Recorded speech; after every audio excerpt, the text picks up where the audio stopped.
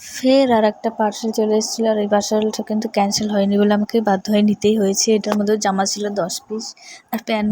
জামাগুলো ঠিক ছিল কিন্তু প্যান্টগুলো একদমই ছোটো, প্যান্টগুলো পরতে পারবে না। জামাগুলো তাও একটু বড়, এখন পরলেও হবে, পরে মানে কদিন পরে পরলেও ঠিক হবে আর কি।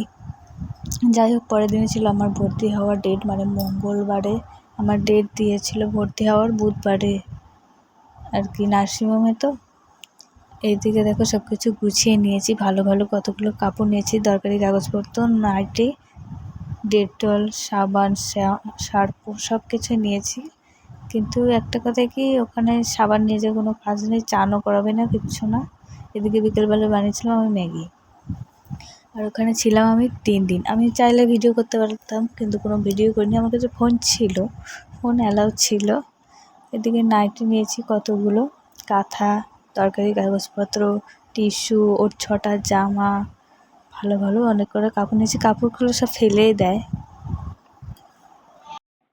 আমাদের পাড়ায় ছিল বিশ্বকর্মা পুজো, মানে বুধবারে, সেজন্য মঙ্গলবারে আর আমাকে ভর্তি হতে দেয়নি। মঙ্গলবারে ভর্তি হয়ে গেলে তাহলে বুধবারে সকালেই ডেলিভারিটা হয়ে যেত, সেজন্য আর আমাকে ভর্তি হতে দেয়নি।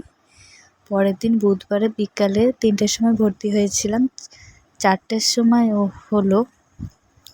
যাই হোক, আজকে বাড়িতে তার আগে আমি ম্যাগি দিয়ে চাউমিন করে খেয়েছিলাম, আর শুধু অপেক্ষা করছিলাম যে আর মানে কয়েক ঘন্টার সময়, তারপরে তাকে দেখতে পাবো।